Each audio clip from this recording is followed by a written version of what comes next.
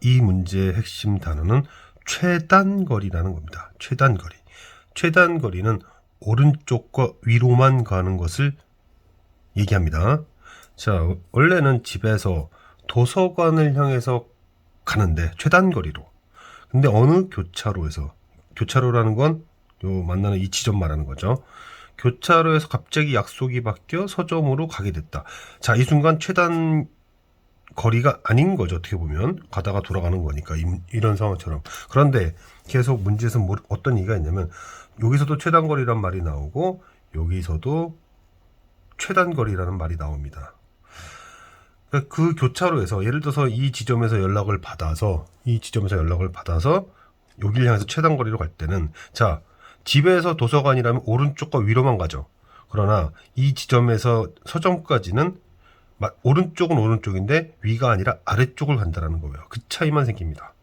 어찌되었든 그렇게 해서 어떤 지점에서 연락받아서 방향을 틀어 서점으로 간다. 계속 강조하지만 최단거리. 이 최단거리에서 오른쪽은 유지가 되지만 위쪽으로 가는 걸 아래쪽으로 간다. 이런 상황이 생기면 우리는 어떻게 문제를 풀 것인가? 어떻게 이 문제를 풀 것인가? 이런 얘기인데요. 자, 출발 지점은 여기이고 원래 목적지는 여기죠. 그러나 결과적으로는 여기를 향해서 가게 됩니다. 최단거리를 계속 강조하고 있는데 최단거리로 가는 것이 우리가 알고 있는 방법이니까 오른쪽과 위로 가는. 자, 그러면 저는 우리가 알고 있는 방법으로 그냥 고집을 하겠습니다. 무슨 뜻이냐? 만약에 내가 여기를 향해서 가는데 여기서 연락받았을 수도 있고요. 여기일 수도 있고 여기일 수도 있고 여기일 수도 있고요. 그렇죠? 여기일 수도 있습니다. 그러면 이 어느 곳에서 연락받으면 그냥 여기로 가면 되는 거죠. 그럼 이때는 한 가지인데 이때는 아직 아무 얘기도 안 하겠습니다. 일단 이 단계에서는 아무 얘기도 안 하겠습니다. 그런데 만약에 이 라인의 어딘가에서 연락을 받았다면 지금 책에 나와 있는 예시처럼 여기서 연락을 받아서 틀었다고 하면 실제로 내려가지 마시고 이 지점에 대해서 이걸 대칭을 시켜버리면 이렇게 가는 꼴이 되는 거죠. 즉 도착 지점이 여기인 것으로 생각해도 되겠다. 이 라인 어딘가에서 연락받았다면 그래서 전 대칭을 시켜서 만약에 이 라인 어딘가에서 연락을 받았을 때에는 여기를 향해서 가는 것으로 계산하면 되겠다. 굳이 이렇게 꺾지 말고 이렇게 꺾어버리면 오른쪽과 위로 가는 형태가 되니까 결국 여기 어딘가에서 연락을 받았다면 결국 하나 둘 셋 넷 4팩, 2팩에 6팩의 문제로 바뀌게 됩니다. 그럼 만약에 이건 L1에서 연락받았으니까 한 가지였다는 얘기죠. 대칭을 시키지 않았다는 얘기입니다. 여기서 연락받았으면 도착 지점을 얘인 것처럼 생각하고 풀어도 되겠다. 그럼 만약에 L3에서 연락을 받았다면 이제 이게 두 칸 도착 지점이 얘인 것으로 생각을 하자. 굳이 내려가지 말고 그러니까 예를 들어서 이렇게 돼서 이렇게 갔다고 하면 이렇게 갔다고 생각하면 되는 거죠. 그럼 오른쪽과 위 방향성이 진행 방향에 대한 방향성이 유지가 되니까 여기서 연락받으면 그것을 거울 대칭시켜서 여기로 가는 것으로. 그죠? 그러면 4팩에 8팩이 되는.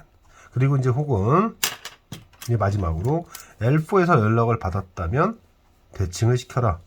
하나 둘 셋 여기로 계속 두 칸씩 올라가는 것을 알 수가 있습니다.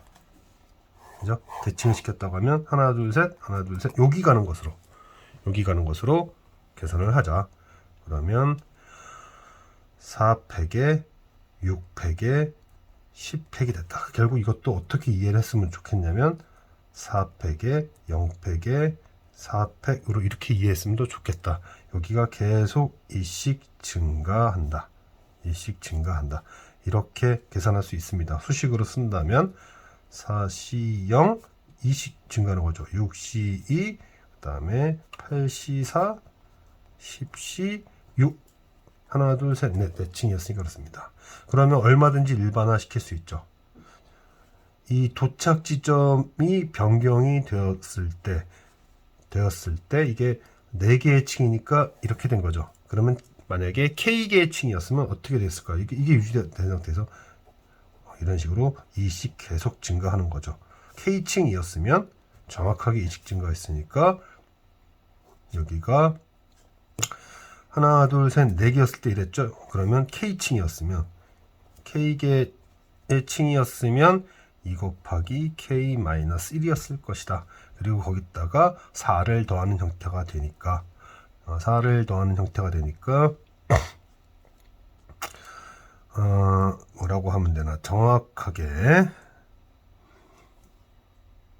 여기 2고요. 그래서 4얘와 얘에다 4를 더하게 되니까 4 플러스 2K 이렇게 쓰면 되겠죠. 자, 근데 이거를 1로 본다면 만약에 여기는 2 플러스 2K 이렇게 생각해도 되고요. 숫자 바꿔서 여기를 2에 K 플러스 1 이렇게 생각하시면 더 좋겠습니다. 여기서는 이거를 1로 봤다면 여기 K가 1로 봤다면 정확하게 차이가 4씩 나니까요. 4씩 나니까 그렇게 일반화시킬 수 있겠다. 다음 문제 한번 얘기할게요.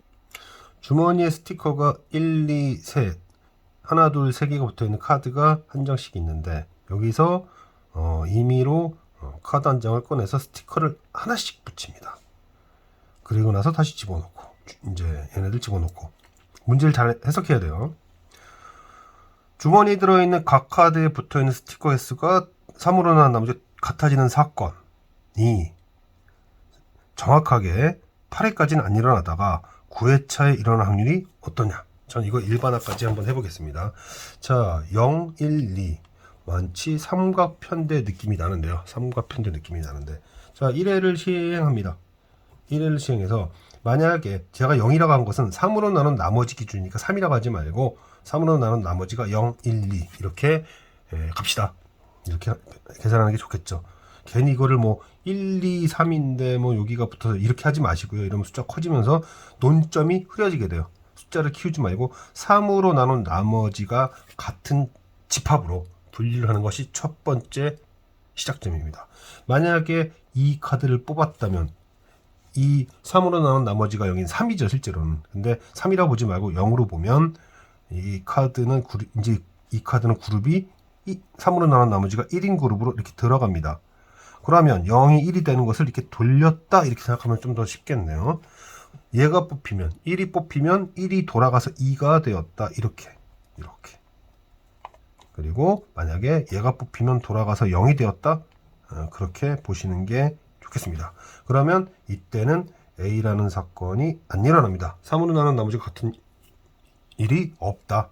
그래서 사건이 안 일어날 확률이 반드시 1이죠. 반드시 발생한다. 이런 뜻입니다. 사건이 발생되는 게 9회차에만 나와야 돼요. 9회차에 나올 확률이고 9회차에 안 나올 확률이 1이란 얘기예요. 1회차에는 아직은 관찰을 하는 겁니다. 자, 지금 보면 알겠지만 딱 모두가 3으로 나눈 나머지 같은 애가 딱 이렇게 2개씩 있죠. 항상 2개씩 있죠. 3개 모두는 불가능하고요. 자, 그 다음에 또 똑같이 얘가 뽑히면 뭐가 됩니까? 얘가 되죠. 1은 돌아가서 2가 되죠. 혹은 얘가 뽑히면 1이 돌아가면 2로 되죠. 얘가 뽑히면 0으로 됩니다. 보시다시피 여전히 발생이 안 돼요. 3으로 나눈 나머지가 같은 일이 생길 수가 없습니다. 절대 생길 수가 없어요. 마찬가지죠. 똑같이 해보면 0은 어디로 갑니까? 1로 갑니다. 안 생겨요. 얘도 2는 어디로 갑니까? 0으로 가죠? 안 생겨요. 3으로 나눈 나머지가 같을 수가 없어요. 이것도 2는 0으로 가니까 또 안 생깁니다. 얘도 마찬가지예요. 또 발생이 안 한다는 얘기예요. 이렇게 발생이 안 된다는 얘기입니다. 이제 3회차에서는 둘 중에 하나예요. 이제는 다 몰릴 만큼 몰렸습니다. 2가 뽑히면 0으로 가니까 리셋됩니다. 즉 얘가 뽑히면 리셋됩니다. 0, 1, 2로. 또 얘가 뽑혀도 0, 1, 2가 되면서 맨 처음 출발 단계로 리셋이 돼요. 즉 리셋이 될 것이냐 처음 단계 아직 아무 시행도 안 했던 처음 단계로 할 것이냐 이렇게 될 것이냐 아니면 얘가 뽑혀도 얘가 뽑히면 얘가 뽑히면 리셋되죠. 그런데 1이 뽑히면 2가 되면서 같아질 수 있습니다. 즉 이제 2회차의 각 카드들은 리셋될 것이냐 같아질 것이냐의 문제로 나뉘게 되는데 이 상황에서는 리셋될 확률이 3분의 2, 그 다음에 3으로 나눈 나머지가 같은 확률이 3분의 1. 모두가 그렇습니다. 모두가 그래요.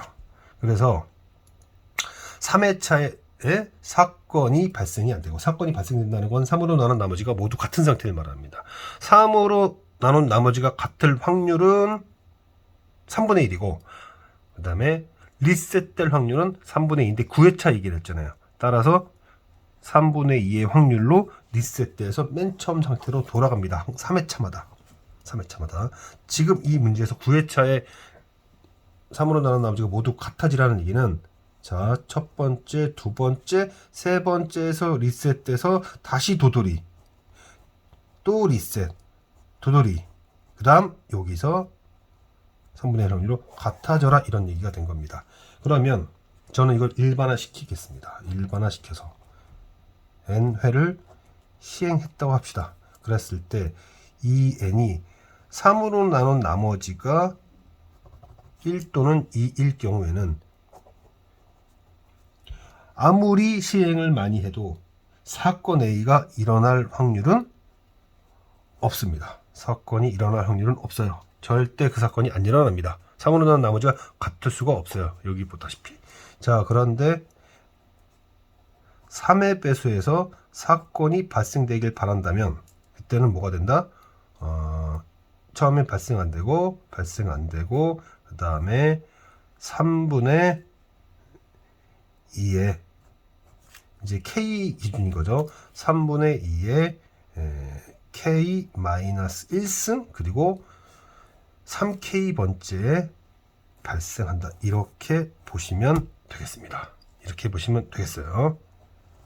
지금 보다시피 만약에 3회차에 발생한다 그러면 뭐가 되는 거냐면 그냥 3분의 1이고요.